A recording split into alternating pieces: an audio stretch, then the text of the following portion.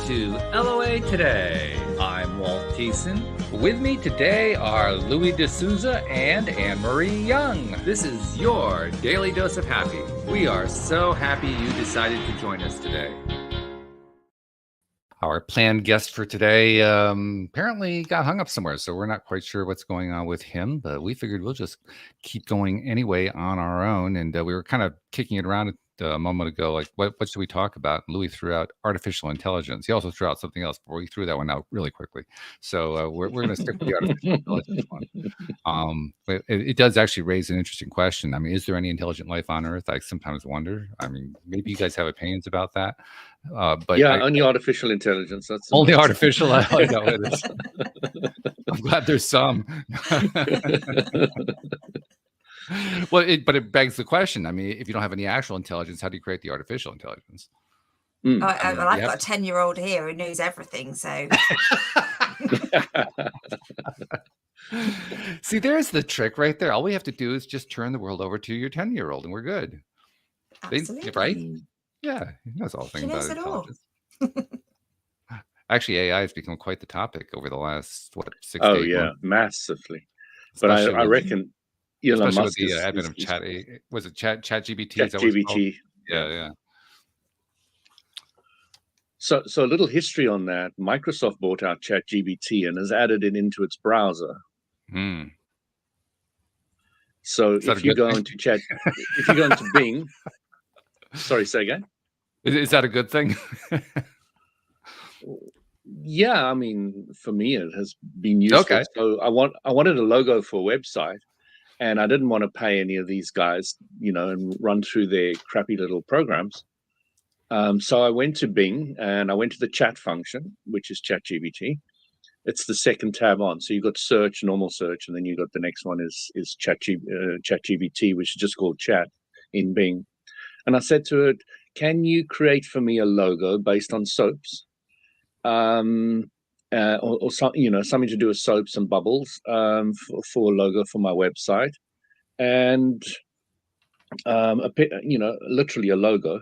So it went out and created like 7 of them, and I chose the first one, and it looks great. I mean, I wish I could put it up here, but it's simple, clean, nice. And I said, can I use this on my website? It says, yeah, as long as you say it was made by somewhere on the website, you can use it. Now, this is an AI talking to me. Right, yeah. And the other thing about, first of all, I got a free logo, which is beautiful. I mean, I really, really like it. Okay. It spewed it out in seconds. It was the first one it offered me that I chose because it's got kind of like little bubbles in it. I'm able to use it for free. And, the sky's the limit of what you can create. I don't know if you've seen any of the artificial intelligence pictures, but you'll just say, give me a dragon with a knight and a sword and a sunset and some mountains in the background. And it gives you 5 or 6 options. It creates it almost instantly. It gives you the most beautiful high resolution pictures. And it gives you variations on a theme, and it's not copied from anywhere. This is very impressive. Designed from scratch, based on the understanding of what's what. And that is impressive. That is so impressive.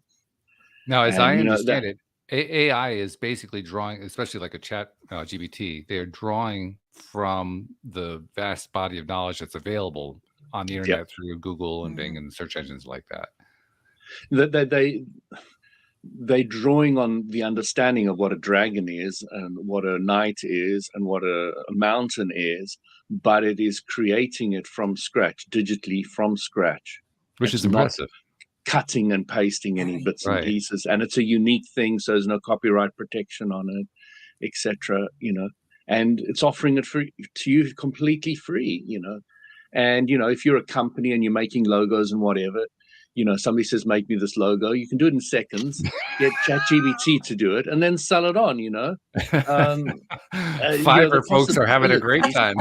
I want some more information on my blog, and you'll say, okay, create a report on the environmental or safe soil from a 13-year-old girl perspective from the UK.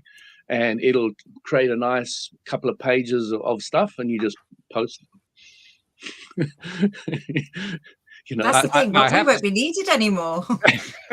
It raises that. That's an This interesting is the topic. point. This is the exact point that we're trying.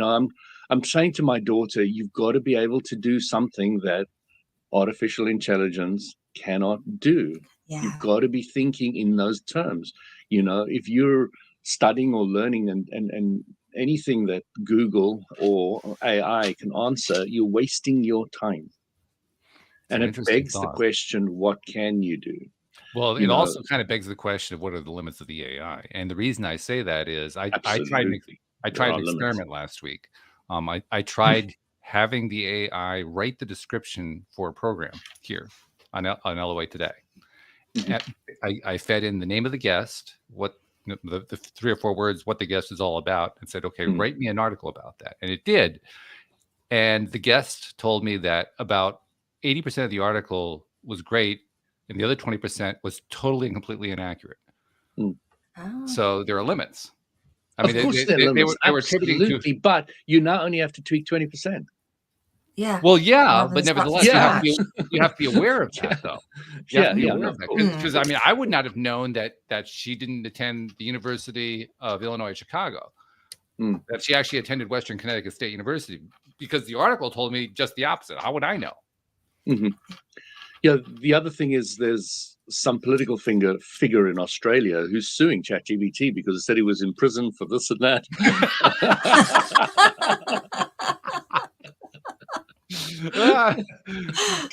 This is interesting. Can an artificial and this is opening a can of worms up, isn't it? Can you sue them? Can an artificial intelligence bot be sued? Because I think the answer is no. And the reason I think the answer is no is that in order to be sued, you have to be a person, legally speaking. And I don't think a chatbot is legally a person. Yeah, but a human-made ChatGPT or a group or companies, are they responsible or not? So. Yeah, but I'm not sure that argument can be made either, particularly here in the United States, because of the rules that say that a platform is not responsible for content submitted by users. So, I mean, that's why I'm not so sure that it can be sued. Yeah, can you define there'll be some loophole somewhere. I wouldn't bet on it. Let's just put it this way. I'd want to have a real strong team of lawyers checking into it in depth before I even considered filing the lawsuit, just because, No, absolutely. But this will set a precedent, and then people will know how to move forward, because we're needing to set a huge amount of precedents at the moment. Oh, yeah. The problem was, let's say, a weaponized robot with AI is, you tell your old pal, hey, mate, get rid of all the spam, please. He says, yeah, sure, no problem. And he kills all the humans.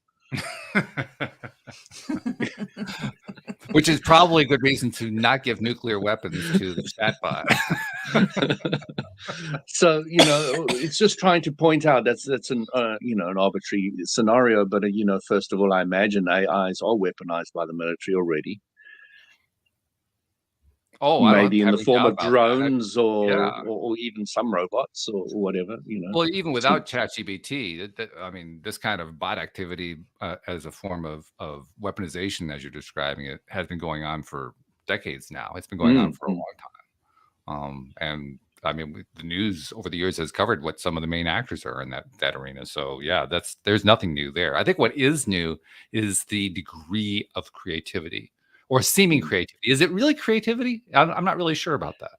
Well, the whole thing is it's exponential capacity to learn, which is scaring everybody. We're at that curve at the moment where, it's starting to go up and up and up, but now it's going to rocket, and everybody can feel that rocketing starting to happen. And we're worried about that because AI learn from each other. They learn more from the internet. They're learning from each other, and they can learn from their own experience. So, humans are slow at doing this, but AI doesn't really have too many limits, besides the processing power and the memory. It's just going to go. So if you are your daughter, because you were telling this to your daughter, what do you do to discern how to be more creative than a chatbot? Well, I think we'd really need to dig into its limitations. I agree. We really need to understand what it can do and what it can't do. Like my car, my brand new car, it stops. If the car in front of me stops, it goes when it goes. It warns me when the car in front of me is left. It'll slow down. It'll tell me then the speed camera. It'll turn it on to electric when you go past the school. So that there are no fumes, etc. So it's incredibly intelligent already for a car that is not a self-drive automatic AI. But so as people were saying, you mustn't underestimate a Tesla car. It is AI. Yeah, that's true. That's true. It is AI, and that is the beginning of AI into our societies, really through cars and so clearly, things like that.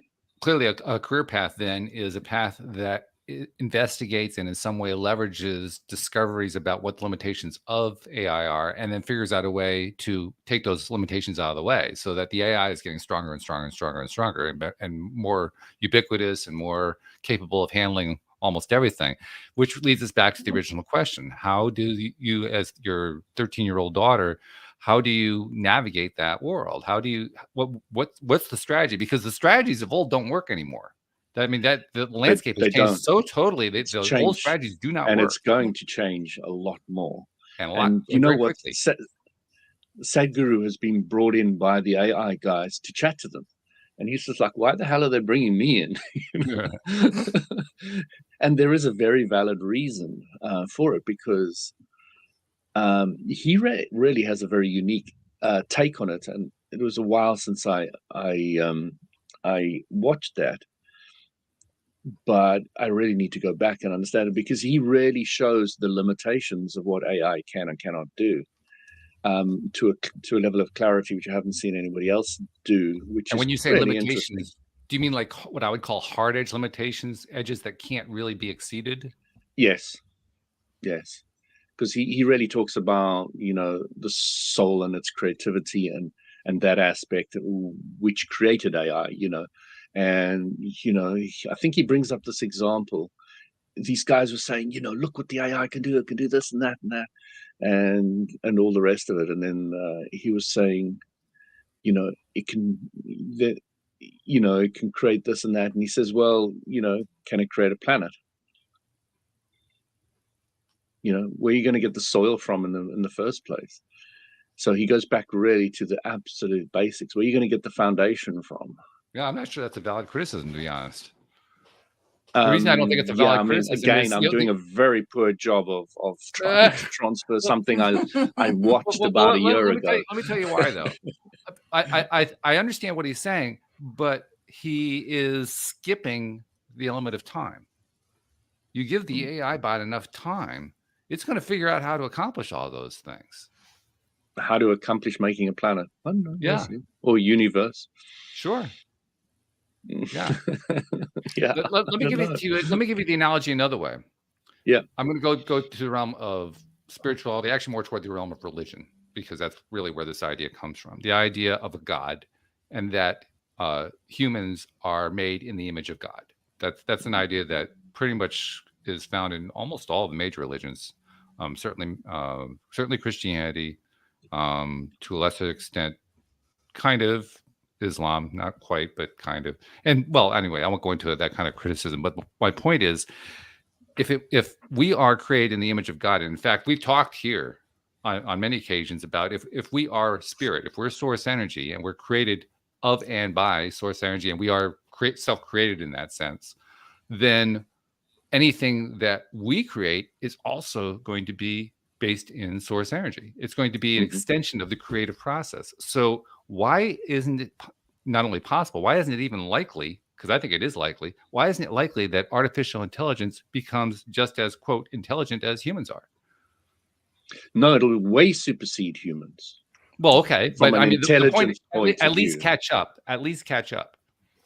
No, it'll way surpass us. I mean, it already has surpassed us in numerous things. I mean, it's got so much data at its fingertips that we can't even begin to comprehend. It can compute it. I asked it to create the other day a word search puzzle. There are a couple of things it's lacking on, though, as far as we know so far. There doesn't seem to be any genuine sense of self-awareness yet. You can get a chatbot to act as if it's self-aware in terms of how it responds to you. But you can also find that this is what the earlier computing I hesitate to say gurus, fans, early computing fans called the Turing test, named after Alan Turing, who was one of the fathers of computing. And the Turing test is essentially, can a human detect whether or not they are interacting with another human or with a machine? If the machine can convince the human that they're actually interacting with a human, then the machine has passed the Turing test. That's the general idea of the Turing test. So I think that what AI can do right now could probably fool a lot of people into thinking that they are that they're real human beings. There's a level of sentientness. That there's a sentience going on there. But so far anyway, and I'm not quite sure if this ever ends, it's very not only possible, if you stick with it long enough, you find inconsistent answers coming back, or maybe not inconsistent, incongruous answers that are not truly congruent with the question you asked or with the statement you made, that suggests, wait a minute, that's really not the way a human being would respond. Now, I don't know how long that is going to last, but right now, that to me is the greatest exponent, if you will. It's the greatest example of how sentience does not appear to be part of the AI continuum yet. And I emphasize yet, because I don't think that means that we're not going to get there. I just think I think the bottom line is we don't know. We really don't know. I think AI is going to be used heavily in the sex industry. Oh God, virtual reality, sex robots, etc. I mean, I wouldn't be surprised if it already is, to be honest. I was going to say, I'm sure they've already got stuff like that. Yeah. I mean, not fully yet, but it'll come in a big way, because gaming and the sex industry has led a lot of technology. Oh yeah. Isn't that what anime is all about? Is that the way they pronounce it? Anime. Anime is that? Yeah. Anime. That's basically obvious, but it's computer generated beings. I'm not 100% sure about that. I know my daughter's best friend dresses up in anime and cosplay, they call it. Yeah. Okay. The girls dress up as the characters in the anime series. And I must say, they do a damn good job. I've seen the animes, and I compare them to that, and they really can pull off a credible thing. They go to big conferences in London and things like that about it. So, but going back to AI, I watched. I've watched quite a bit about Elon Musk. Elon Musk is suggesting that the American government frees, or I think more than the American government, I think he really would like it to be worldwide, but I don't think we can control many countries like China and Russia to agree with us, but to stop for 6 months AI, so we can get the legal precedent in place to control aspects of it, which he feels is desperately needed at the moment, which is an interesting idea. Who's the he? Elon Musk. Oh, Elon Musk. Oh, okay. All right. Yeah. So, he's been putting out on the internet for years and years and years now that AI is dangerous, and nobody's listening. I don't think that anyone's going to follow his example on that one, to be honest. He's alienated too many politicians, first of all. But even more than that, he doesn't have a political pressure groups. Not really. So I'm wondering, why does he think he can actually get that? It's not that he wants to pressure them. He's concerned for the planet. He could avoid it. He's got some of the most advanced AI there. He wants it in the sense that he wants to get that 6-month moratorium in there. That's the pressure. That's where he wants the pressure applied. He wants to what? He wants the 6-month moratorium. That's the pressure he wants to apply. He doesn't want to apply anything. He's just suggesting this will be a damn good idea. Well, that's that's sort of like I want to be politically active, but I'm not really politically active. you know, the guy's very, very interesting. He's off the spectrum. He's really, you know, you have to admire the guy. You just have to. What he's created is just gargantuous and unbelievable. Oh yeah. You know, he's now into not only SpaceX. What he's achieved in the time frame is just unbelievable, and specifically time frame wise, he's now got quantum computers. And he's starting to unveil how incredibly far they've got with this already. I think it's about 3 or 4 years down the line. And they've really done leaps and bounds forward at the moment. And we can't really talk too much about that one unless we make clear what that is, because I have a feeling like 99% of listeners have no freaking clue what a quantum computer is. Well, maybe you can explain. I don't even know. I can, yeah. Let's just say it's a different kind of computing, and it's so different. Let's just say it's law of attraction type computing. In a sense, yeah, it really is. But it's computing that's so different that they don't even use typical computer chips. I mean, the whole structure of the computer is entirely different from what you're sitting there.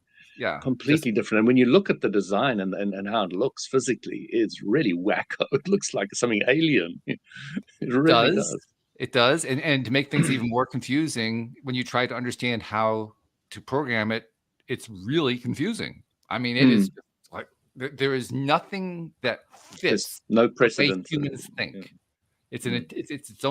It's its own way of thinking about things. It's incredible power. You know, just for anybody who wants to understand, it's just it's processing powers off the charts. But is that not AI? Absolutely off the charts. It certainly fits into the general. It'll link into AI when it hits the software level, but there isn't a whole lot of software yet. That's the point. Yeah, there's not. So you know, they've got the AI, but they would have to make the existing structure talk to the quantum structure.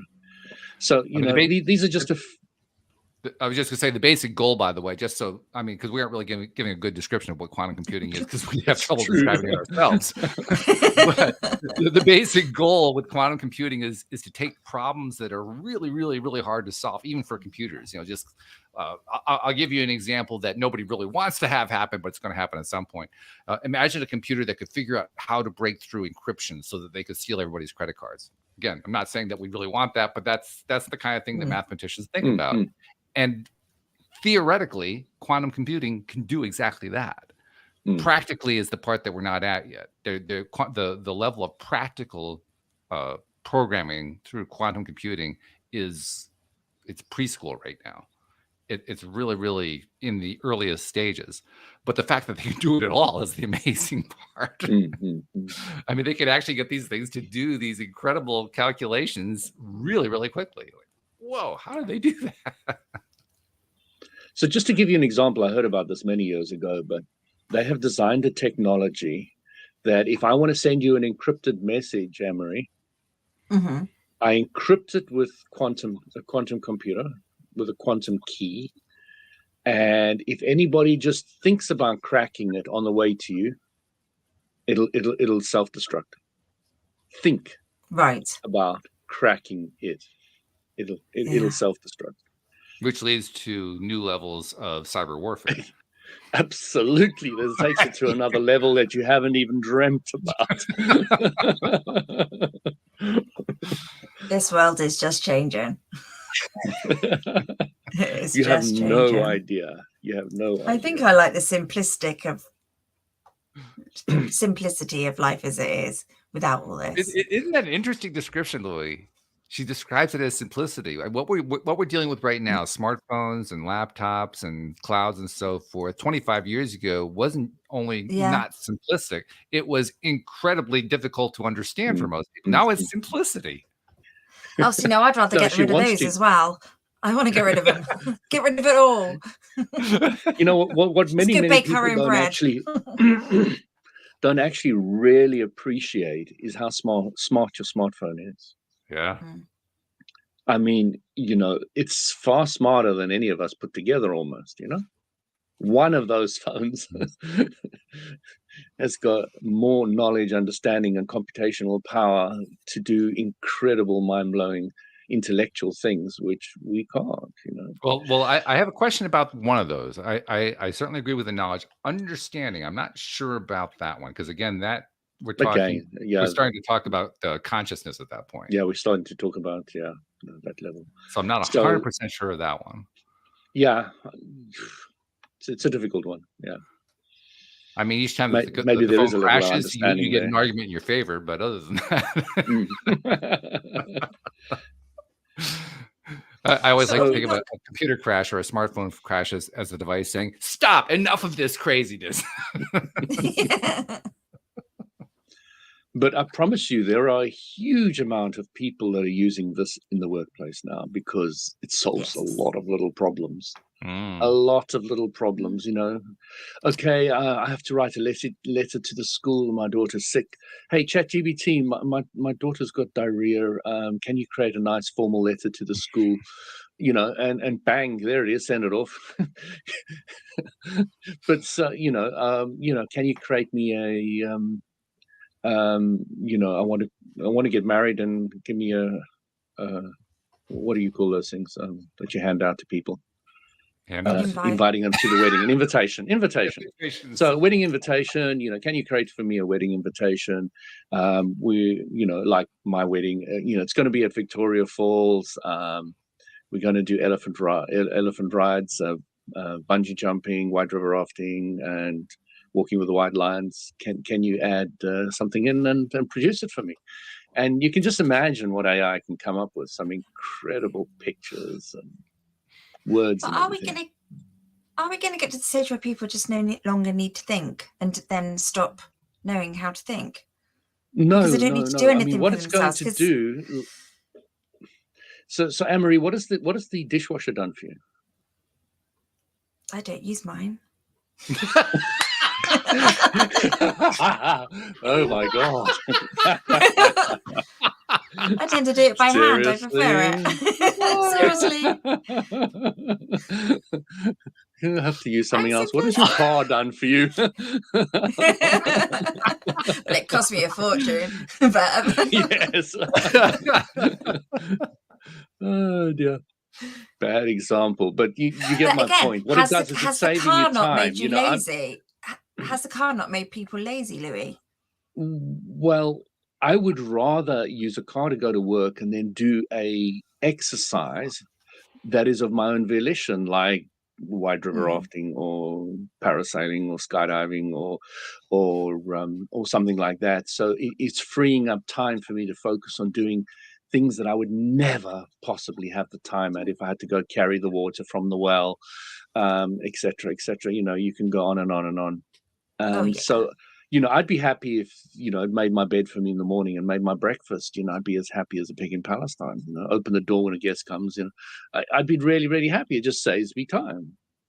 And then I can focus on creating this, doing that, working on this philosophical, using more thinking about ideas on this, that, and the other, which is what I spend a lot of time doing. I'm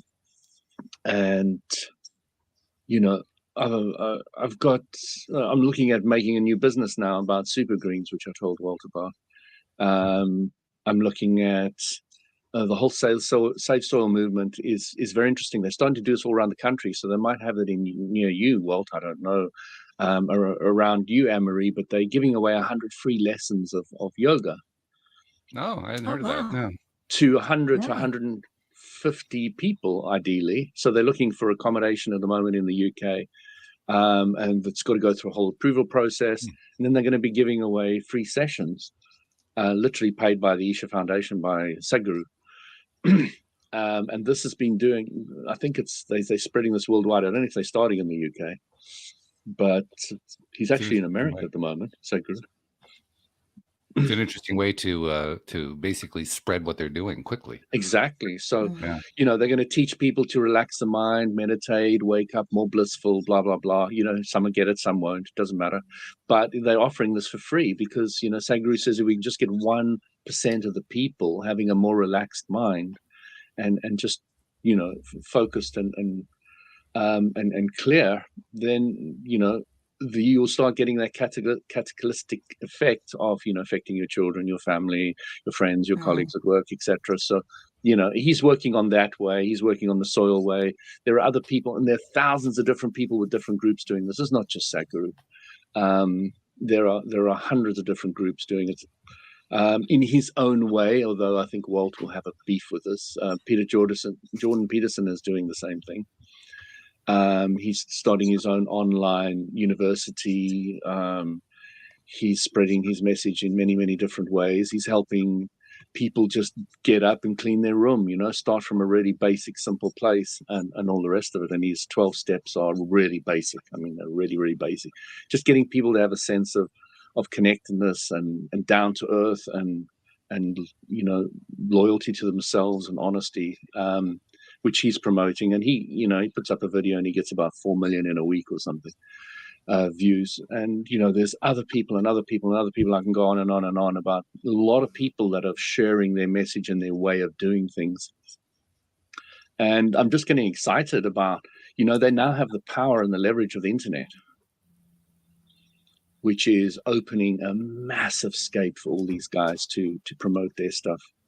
And I'm really interested to see where this is all going, because it really feels like quite a positive movement in all these different ways, in their own unique way, of course. And some people are going to be able to use it and some won't. And, it's just the way it is. Okay, I'll bite. Why am I going to disagree? Oh no! You said I was going to disagree. When I mentioned Jordan Peterson before, I don't think you were too pro him. Oh, I don't really care much about him one way or the other. Have you watched much of his stuff? Do you understand? Not a lot. No, I have. Okay. Since you've mentioned him, I now have some awareness of him. So I can't say I spent a lot of time on him. No. Well, he's ex-Harvard professor, and I just bought his book on Audible because I had a credit lying around.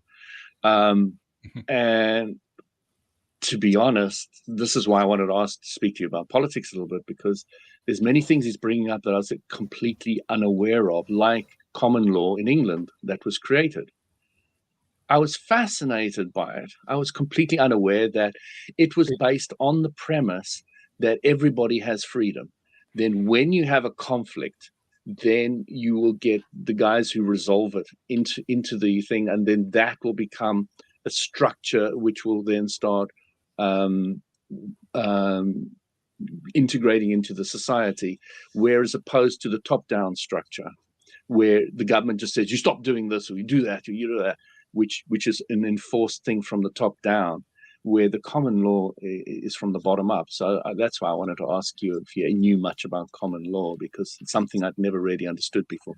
I know some. I can tell you that I know enough to know that the way he's presenting it, if what you're just saying is accurate, and I suspect that it is, that the way he's presenting it is actually a distortion of the way common law came about. And what the distortion? Did you say distortion? A distortion, okay. Yeah. Okay. I think it's probably more accurate to say that common law evolved in order to promote the freedom of the gentry. I agree, but I think it's been taken up differently along the way. This was just where kings were and the peasants, and I understand. But that's where the common law came from. The common law actually did not apply to commoners, except adversely. it was not everybody's equal under the law. Well, the commoners didn't really have any say in any sense at that time. They really didn't. They didn't even understand how to read and write. It's a different world. I mean, if you're trying to take the argument that he takes, and I'm familiar with that one because I used to engage with that one quite a lot. If you're going to try to take the argument that this created a sense of universal freedom, you're already taking the bit, so to speak, because you're basically buying into something that really was not what it was all about. It was not about universal freedom. Well, basically, the way I understand it is the king wanted all the power to tell all these guys what to do. And they decided to get together and make a document that would support them trading and working together unilaterally.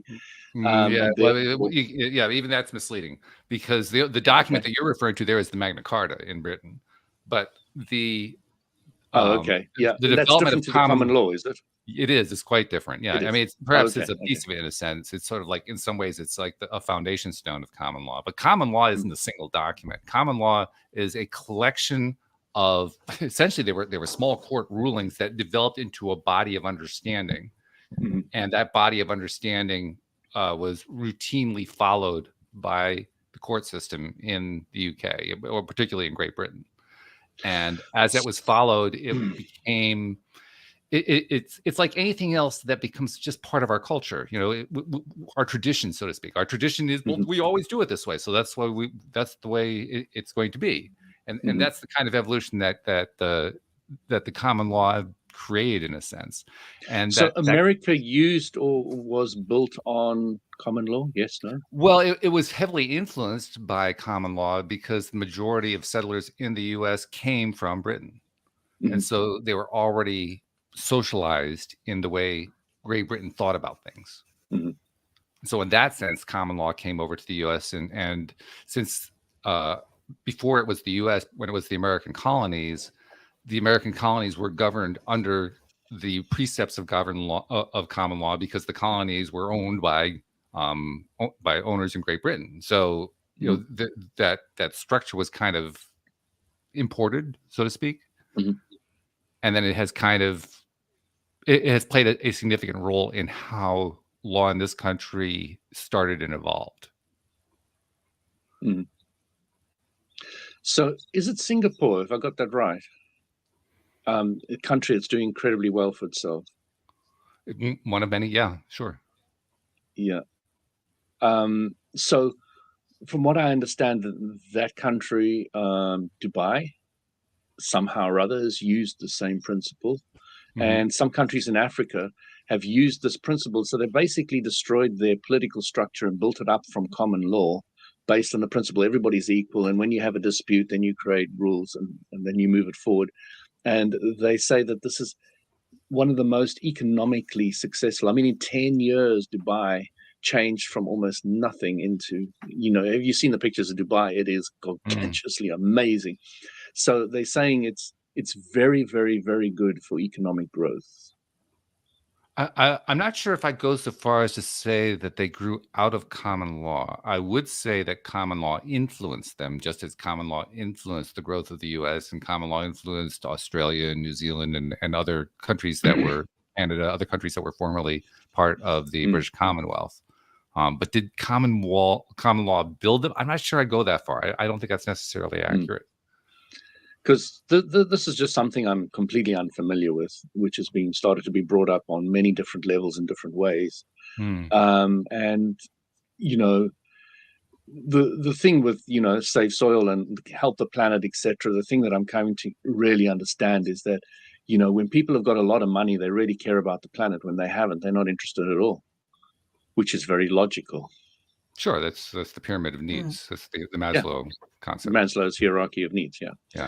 So, you know, one of the ways to improve the planet massively, I would say, is just to improve the poor, to get the level of wealth higher and higher and higher for the average I think that's people. Yeah. So, you know, finding ways of doing that. One of the ways is implementing things that have been successful in other countries, which is bringing in a more common law aspect to their whole legal system, which is just the thoughts that have been introduced to me, and some of the conversations have been fascinating about a lady, a Black African lady who was in Senegal, and her parents left the country, went to Germany. They started being successful, and eventually they got around to bringing their daughter out. You know, she stayed with her grandma, and when she came over there, she was absolutely shocked at the level of ease of life. You know, the beds, the cars, the roads, you know, just things we just take for granted. And it left a stark impression on her as to why Africa was in such poverty. Yeah. And eventually, after a long, long journey, which she explained step by step by step, and she's an incredibly successful lady now, massively successful. She realized that, you know, you really need to get to the economy of the country. and what's the best way of doing it. And this is where some of the common law practices and philosophies and beliefs, she said, just to get a form signed there to do something, would take like a year, and you'd have to bribe 50 people. And you go to America, you fill out a form on the internet, and it's done instantly. And it's like, the time frame has to change in Africa to get things moving. And she really painted an incredible picture of what she did. She created a product, and I think she built it in her country but sold it in America. A lot of people do that. We're the made a test fortune with that, and then pumped the money back into Senegal. So it is really interesting, and trying to find a way of changing the whole political landscape is the huge challenge for all of us. People get to power, and they use is it Maslow? Who wrote The Little Prince? Yeah. Machiavelli. Machiavelli, yeah. Yeah. So a very Machiavellian concept. So just if you don't know, Anne-Marie Machiavellian was a philosopher who was at the aid of princes and kings and all the rest of it, and they asked his advice, and he taught them that no matter what, if you really want to change the landscape, you have to stay in power, and you do anything you need to stay in power. So to put it another way, he create a moral framework to justify totalitarianism. To justify it, yes. Yeah. Good way of putting it. Yeah. So a lot of people will throw the word Machiavellian around. It's a very Machiavellian idea or Machiavellian way of thinking or whatever. And so, yeah, how you change a lot of this is really interesting, because I really think one of the things we can do, and there's this think tank in America that has taken all the different scenarios for the least amount of money, how you can help improve people on this planet. Okay, I'm curious. There are a lot of think tanks here in the U.S. that try to do that. I'm curious to know which one you're talking about. To be honest, I didn't get into all that. It's just idea was the philosophy was interesting to me. The philosophy is, if you sit down and break out and prioritize what will do the most good for the least amount of effort and money, then I think that we can move forward in helping the poor, the different problems, and even saving lives on the planet, which is a biggie with a lot of these guys. And they've broken it down, and they're really simple, incredibly simple. And it really gives you food for thought as to, is it worthwhile sitting down and prioritizing it like that to get a balanced overview? And these guys are, in theory, have got nothing to gain from the study, in theory. And if you look at the broad spectrum of the 18 points I think they really varied. So, yeah, I don't know. It just seemed to me that what they came up with was a really, really interesting idea. They had things with mosquitoes, very, very simple ways of dealing, because it's still a huge problem in the world. We may not think so anymore, but the mosquito is an incredibly resilient creature, and quite deadly. And pregnancies, they brought up a whole lot of little things, and just to help, and there were simple ideas, simple. So there's so many things I have to go back over that I'm learning at the moment. But just the philosophies of what I'm really grasping is, because it's who I am. It's all about the philosophy, and I think the principles are really quite good and quite accurate. Is the idea of taking them, prioritizing them, and then finding groups of people who want to implement them, because something like Bill Gates has got more than enough money to influence it. It has the charity and all the rest of it. A lot of these things are right up their alley, but I don't know if Bill Gates has actually sat down and prioritized them in the way this think tank has, and probably has in some way, or he feels he has. Maybe he hasn't. Maybe he's not interested in that at all. I have no idea, but it's just the idea that prioritizing them would be very. The thing that's interesting to me about think tanks in general, because we certainly do have a lot of them here in the U.S. and not just here. There are think tanks all over the world, but we seem to have more than our share. I'm not quite sure why that is, but we do. But the thing that I've noticed most about think tanks is that there are a lot of them who produce very little because they are think tanks. There are some that produce a bunch because they don't limit themselves to being think tanks. To me, it's kind of similar to what we talk about a lot here on the program. It's one thing to focus on what you're thinking about and to be consistent in your thought process and so forth. And if you do that, you're going to manifest certain things. But it's another thing to also tie it to action, because action kind of just takes whatever thought process you're doing. And if it's congruent, if the action is congruent with what you're thinking about, you're going to accelerate it, many, many, many times over. And I see the same thing happening with think tanks. There are think tanks that all they do is they put the ideas out there, and sometimes they try to tie in a political angle and get a political group pressuring behind it and so forth. And they don't really go very far with their ideas. But there's a small handful that do tie in action pieces. And by action pieces, I don't mean trying to get a political thing going. I mean, go out and just, instead of complaining that we need to have more solar panels, you just go out and build more solar panels, that kind of a thing. They actually just go out and start doing it. And I think over time they stop being thought of as think tanks, and they become, nonprofit organizations or something along that line, NGOs, something that plays a slightly different role. I think that the ones who come up with these really great models are terrific. I would love to see them turn them into action. Instead of trying to get somebody else to turn them into action, just go out there and get it done. Yeah, I mean, I do see the benefit of having them separate. Which is what? Which is, you can focus on your specific area and then let somebody else focus on the other areas. And then, because there's the focus in the different areas, you can have, really quality stuff come out of it all. But if you're trying to bake the egg and cook it and get the flour and, do all the different pieces together, then you start losing it along the way, which many a company does. Well, what you're describing is the value of specialization. There's also the other side, which is that if you're so much into specialization, you don't actually get anything done. Yeah. That's where a lot of mega corporations are at right now. They reach a point where they have everything specialized. They got everything segmented into, everything delegated in 1,000 different directions, and then they can't move forward. Because they're just so bottom heavy. They've got so much going on there. They don't know how to actually turn it into action. That's where an entrepreneur comes along, and he can beat, a multi-billion-dollar corporation, because the corporation is bogged down in all this specialization. Whereas the entrepreneur says, well, I'm just going to build the damn thing. Yeah. I mean, that's where Elon Musk is incredible. He just takes an idea and starts manifesting it just like that. And it's like, oh my God, how does this guy do it? Everybody else would take many, many years to do what this guy's done in very, very short periods of time.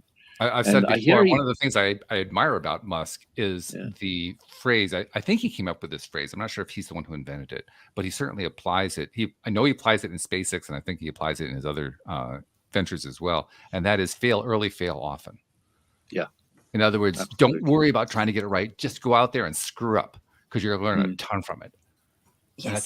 Somehow I don't think that's a great motto. He coined that initially, but he may not have, but he certainly has implemented it better than anybody else. He's implemented it. Yeah, and it is a good philosophy to teach your children at school and all the rest of it, and everybody on every level, teach them that one, because that is so important. That's how we grow and move forward, is we get to know what we don't want. Abraham Hicks also said something which left a mark on me when it comes to scientists. They said, the problem with science is there's usually somebody who wants to make money out of it. So they direct the scientist. We should have big fund tanks just to let scientists dabble. Yeah, I disagree with that. I disagree with it strongly, actually. Yeah. And the reason I disagree with it strongly is that it's based on a false premise. The false premise is that there will be no outside influences. There are always outside influences. You cannot. But you can reduce those. You're talking ultimate now. But you can't eliminate them. And until you can eliminate them, you are not going to eliminate the politics that goes along with it. And that politics is going to be what messes the whole thing up. Anne-Marie's getting bored. Yeah, I can tell.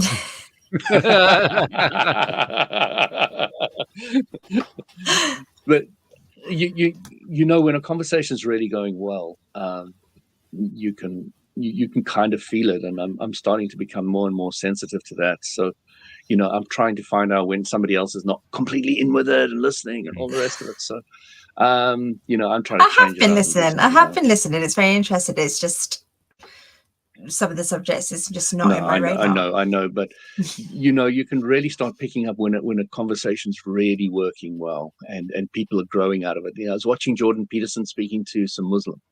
So he speaks to them once in America, I think, and it's a guy half his age who's not got 180 IQ, etc. Jordan Peterson's got an IQ of 180. He's Harvard professor. He's blah blah blah, and he's speaking to this Muslim, and this Muslim then he talks online away from the Muslim about certain aspects of Muslim, but he pushes the buttons. He pushes the absolute limit to where he can go with the whole Islam thing of what he finds difficult and all the rest of it challenging. Then he sees him in London, and both of them eventually decided to go, even though both of them were warned that they shouldn't speak to each other. Then they sat there and they're having this conversation, and they're building it up and trying to find common bridges and all the rest of it. And you can just feel the conversation's really good. Yeah. And then the Muslim went off on the trip about, Christians and this, and then the belief this and this, and then Jordan Peterson said, stop. I can just feel the whole energy of the conversation going now, because you're just spewing out this intellectual stuff about Christians, Muslim debate and going on. And, let's just move past that, and let's get back to where we were before, and the exciting interchange and agreement, and pushing the boundaries of, what you believe and where we are and where I am. And, let's get moving forward again. And he did. He literally shifted the entire conversation. Mm-hmm. And to me, that was momentous. I mean, I could see the whole dynamic of everything and all the pieces that were going along there. And I was like, wow, and something I'm now looking for more actively in myself is when a conversation is really flowing, and when everybody's kind of listening to the other person. Jordan Peterson's very big on saying, when somebody's got an argument or a problem with you, you must stop, listen to them, make sure that you repeat exactly what their point of view is, and get them to agree to it, and then continue forward. Because then the person knows you've heard them, and understands that you're on that page, and then then you can really move forward with discussing your side as well. And he said it's a really tricky thing to do. It is, because you really have to listen to the other person and be honest about it. It's a trick that counselors use all the time, isn't it? It's just a mirroring thing. Yeah. Well, it's mirroring, but it ties into a lot what we talk about in terms of energy flow, because those moments where the conversation seems to come to a stop, the way you were describing it there, those are the times where resistances are being introduced. And as those resistances come in, like anytime that you resist energy flow, what's going to happen? It's going to come to a stop. I mean, that's just what it does, Whereas when there aren't resistances in place, that's when it's getting exciting and it's flowing and juices are going and all kinds of cool stuff is going on, because no one's introducing any resistance points. So what he's proposing is that we need to overcome the resistance points by having people feel like they're being listened to, and that is a very effective tool. But it's also, I think there's something else that needs to happen, and I think we're still learning how to do this. We need to also learn to appreciate why resistance points are there. It's not just enough to listen, I don't think. I think it's also, how can I appreciate? I may not like what they're saying. I may not agree with their resistance point. I may not feel the resistance the way they do, but can I appreciate where it's coming from? Can I feel, how can I feel about it? Which is really more, it goes beyond the listening part. It goes into the grasping part, the part that says, I get it. I get what you're doing. I don't necessarily agree with it, but I get it. Yes. When you get to that point, then that's when the juices start flying again. Exactly. Yeah. But it sounds like to me, where you're coming from. I was gonna say, it sounded to me like in that conversation where let's like stop that conversation, they were exploring stuff together. They were exploring their views, and then suddenly it changed. You guys do X, Y, Z, and he's pigeonholing. They're not exploring anymore. It's dented that whole conversation. And you know, I know exactly where the guy was coming from. It's old programming. I've spoken to millions of Christians, and I bet you he's been one of those guys who are at the speaker's corner in London. You know what I mean? Past. And they have all these Christians walk past and they absolutely annihilate them completely. The Muslims are definitely, from an intellectual point of view, studied it all up and understand and have got clarity on it from that point of view in their minds. Okay, you know, the Christians come up there and they make, every time I watched the whole scenario there, they didn't make a clear point. And the Muslims just tore them, strip off here, strip off there, strip off there, you know. And but the point I'm trying to make here is, you know, Jordan Peterson is known to be disagreeable. Mm-hmm. Okay, and he's talking about the incredible strength of disagreeability, and he says disagreeable people will get cheaper prices because they'll haggle more. Disagreeable people will get paid more in the workplace. That's, you know, it's psychologically studied that disagreeable people will make more. Yeah, true. And women are more agreeable than men, you know, and these are little things that, you know, when I said I wasn't into psychology before, he's starting to paint a picture of what they've studied and what they've come up with, which no other psychologist that I have ever looked at or you know, gone into has been able to point some of these simple things out to me. And, you know, Jordan Peterson is known to be particularly disagreeable. And he has a way of bringing it into agreement afterwards, because he says, if you're not disagreeable, then how do you know where to join and where to meet and how to create the bridge? You've got to see where the boundaries are. I might take issue with his word. I think I'd call it not so much disagreeable as, what's the word I was looking for? Resilient. Yeah. He's resilient in what he believes. And that resilience, other people might interpret as disagreeable, but from his perspective, it's like, I believe this, and nothing you're going to do is going to penetrate that. This is my belief, period, end of story. But it's not only his belief. You know what I love about Jordan Peterson is he's really tried to do what I've done my whole life, is study what the heck are we doing here. Mm-hmm. You know, he's really gone down to the foundation and he's built it up from that and up from that and up from that. And where he is at the moment, understanding the whole complete interplay between politics, psychology, technology, etc. And he's really knows a lot, to the degree that he completely loses me, especially when it comes to politics and psychology. He uses words and phrases, even though I've studied a bit of, because he brings in philosophy as well. So he's got psychology, philosophy, and he's got it on a deep, deep level. And when I'm saying deep, the reason I love it is it's intrinsically built into him. He understands his own thinking completely clearly, you know, and he can spend time slowing it down and explaining it to you and pointing out exactly what he's talking about. And it's rare to find somebody like that. And I was really impressed, but I think we run out of time. That's true. How'd we do it? We flew again. Like, whoa, okay. Yeah, well, that was something.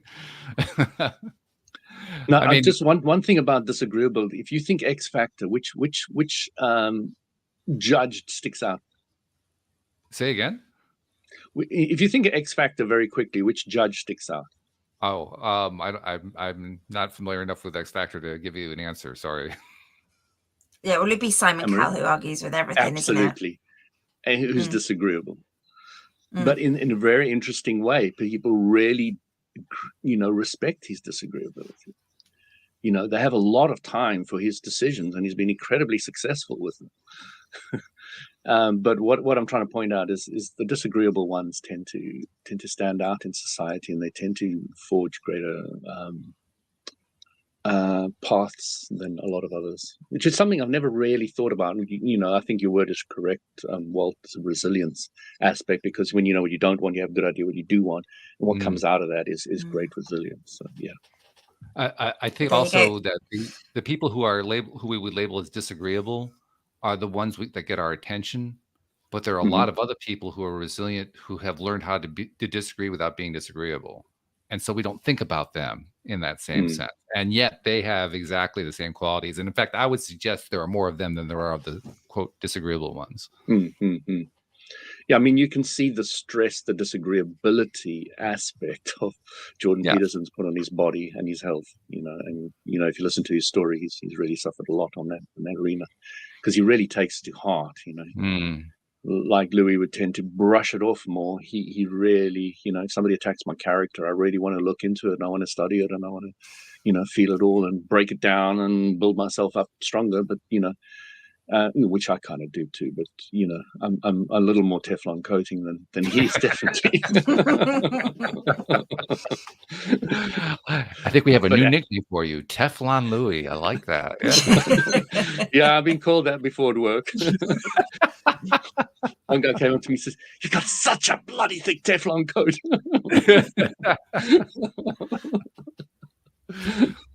What do you think, Amory? Is that one going to stick? No. That's a pun and a half, isn't it? That's a pun and a half. I was trying to set you up. What can I say? I was just thinking how this whole conversation started like with my 10-year-old running the country because she knows it all and she's also extremely disagreeable. I mean, come on. It. Is she? Okay. You should run. There you go. She's got it. She's going to be very successful. Made for life. I have no doubt. That's a great summary. I love that. I often like to ask, one of you guys to summarize the conversation. You just summarized it beautifully, Anne-Marie. That was that was excellent. Wow. So thank you guys. I appreciate the conversation. And we may not have had our airline pilot guest on, but I think we flew pretty well on our own. So nice job all the way around. Thank you guys much. Thank you to our podcast listeners everywhere. We'll see you all next time here on LOA Today. Goodbye, everybody. Take care.